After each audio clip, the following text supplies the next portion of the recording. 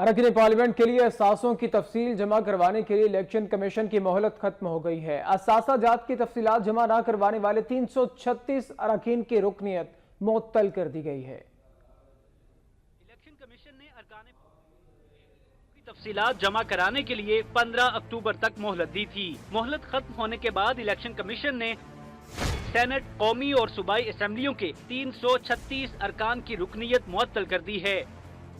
ارکان پارلیمنٹ کو اس سے پہلے 30 ستمبر کی مہلت دی گئی تھی، جو بڑھا کر 15 اکتوبر تک کی گئی۔ مہلت ختم ہونے کے آخری روز بھی الیکشن کمیشن کو ارکان کے اثاثوں کی تفصیلات کا انتظار رہا، تاہم ارکان پارلیمنٹ نے اس مہلت اور الیکشن کمیشن کے احکامات کو ہوا میں اڑا دیا۔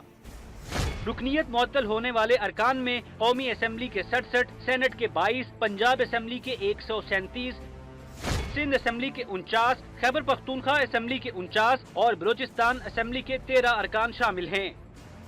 ذرائع کا کہنا ہے کہ اثاثوں کی تفصیل جمع کرانے پر ان ارکان پارلیمنٹ کی رکنیت بحال کر دی جائے گی۔